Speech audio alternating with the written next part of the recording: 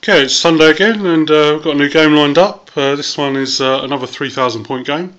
Tomb Kings are back this time, and facing another Empire army. I'll let Si talk you through that. But for now, is the Tomb Kings lineup. First of all, we've got 8 chariots, well 7 chariots led by a prince on a chariot. We've got the Casket of Souls, 28 Tomb Guard with a prince and Necrotect. There's also the Hierophant in there as well, represented by Khalida.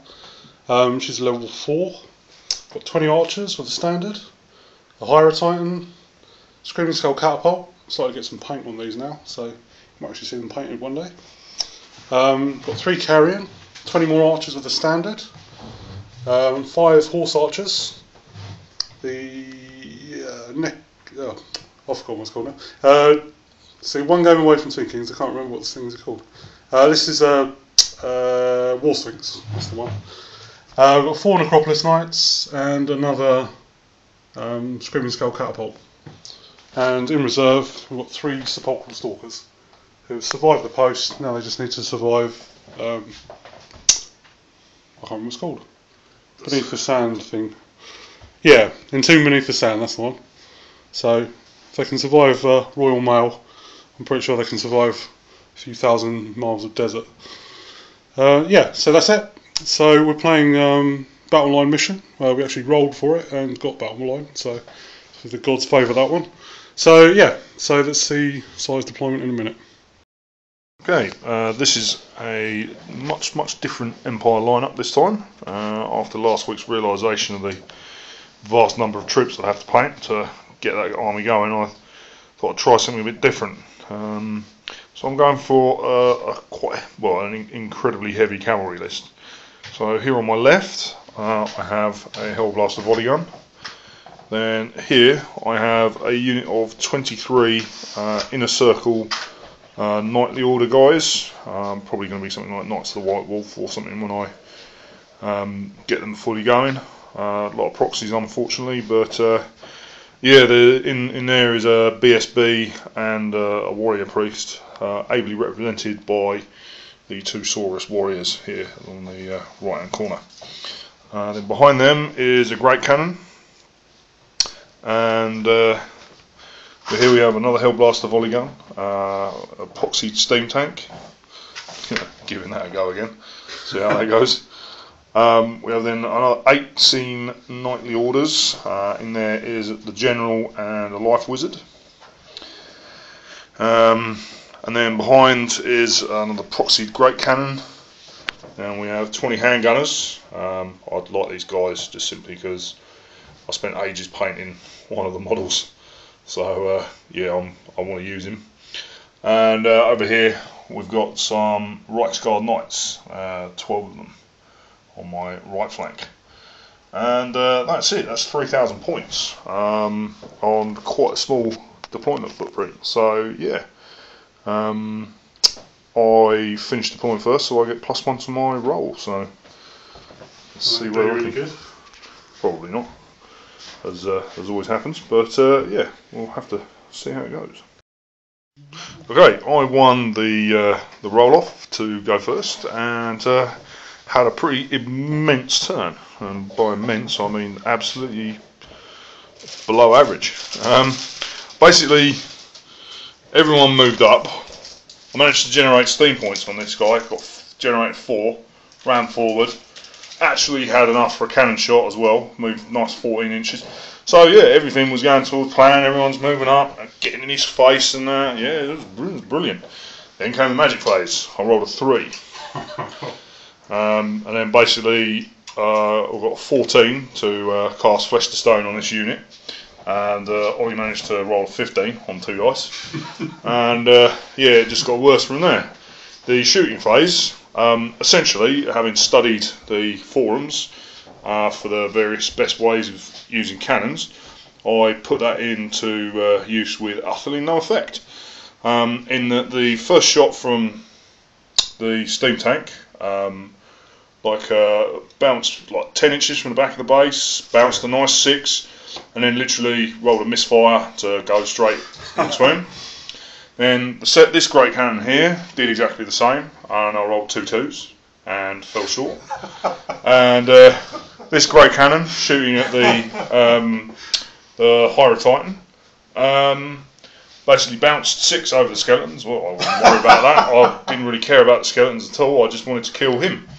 And then I rolled another misfire, and it stuck in the ground. So 3 cannon shots, utterly nothing.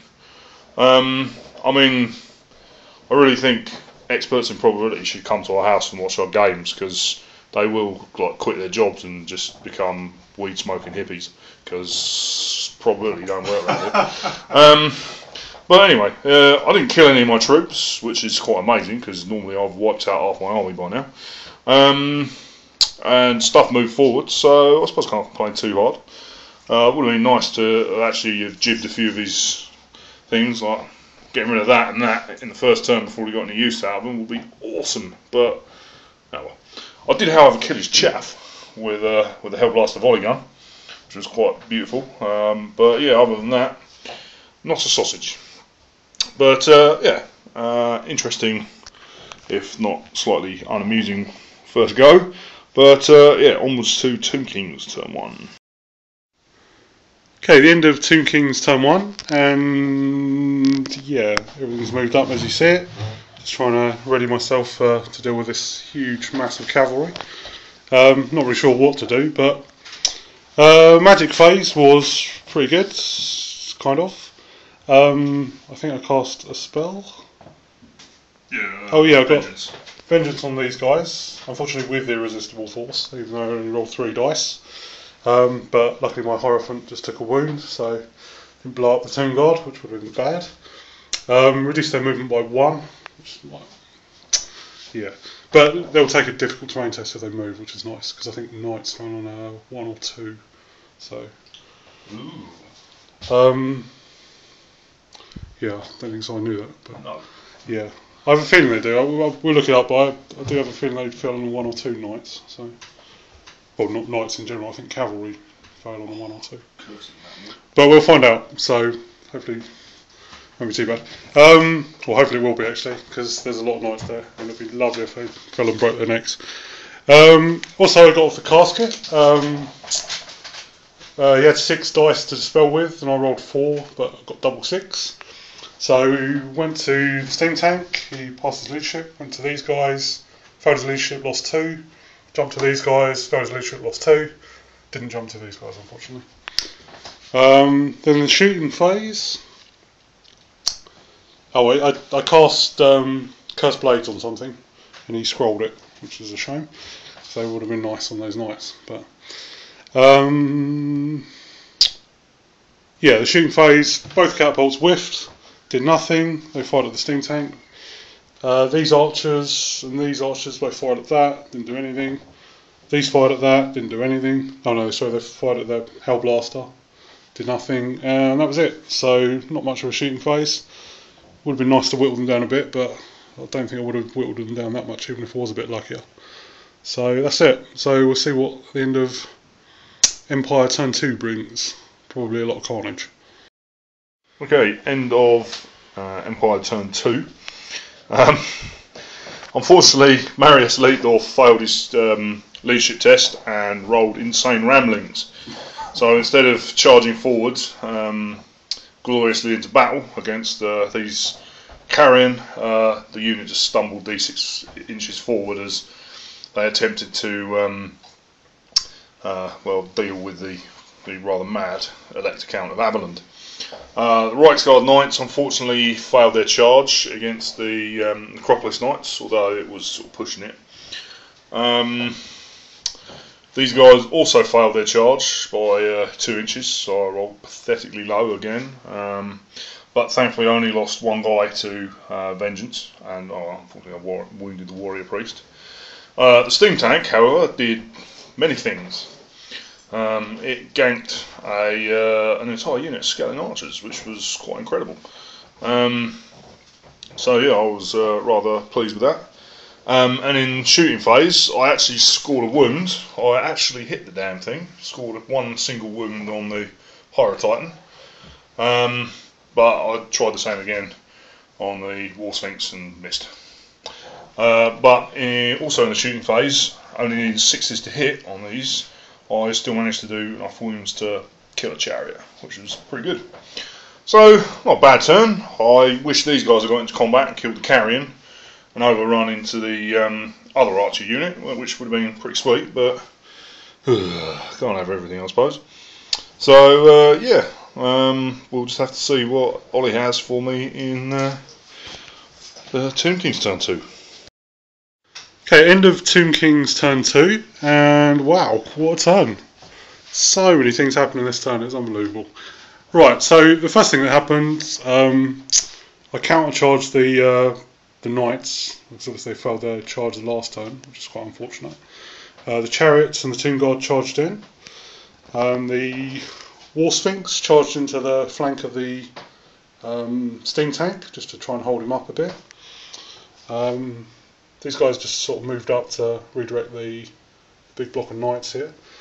And these guys charged into the Reiksguard knights. In the magic phase, unfortunately dispelled my Cursed Blades and my Righteous Fighting, which is a shame, because that would have really helped to chop these guys up. I did get some spell off. Oh yeah, I got the casket off, which killed one of his cannons. The Sepulchral Stalkers also came in.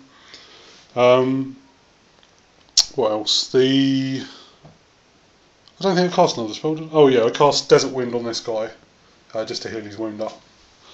I didn't like the thought that Simon had actually wounded him with a cannon, so to remove all knowledge of it. Okay, in the shooting phase, my catapult misfired. Can't fire that turn or my next turn. This one managed to kill the Hellblaster over there. The Sepulchral Stalkers killed the other cannon with their gaze. They turned it into sand, which is unfortunate, but that's probably what it was firing anyway. So it won't be any news to Si.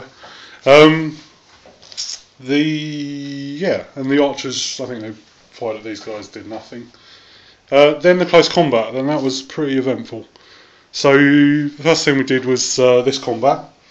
I had 11 strength 5 impact hits, got 11 wounds, and he saved all but one of them, I think.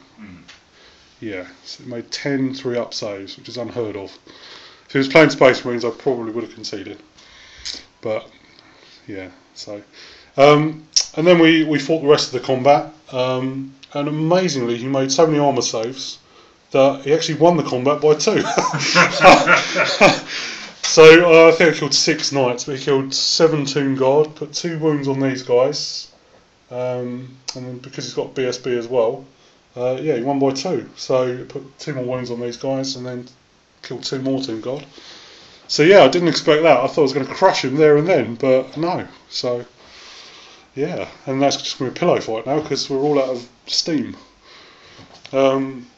This guy charged in here, managed to do a wound. Obviously the steam tank can't fight back on its own turn, so in my turn at least. So it's not doing anything, which I'm fine with. I can live with that. These guys charged in here. It's pretty much equal, isn't it? I think only 1 by 1, and he passed his stubborn test. Yeah. I killed 4, I think. Is it 4? You killed 5. I did 4 wounds. Yeah, and he did 4 wounds with his strength 4 attacks. So yeah, he did pretty well there actually. So I can't pass my saving throws. So yeah, so that's how it looks. Pretty eventful, and bear in mind this is only turn 2. So we'll see what happens in Simon's turn 3.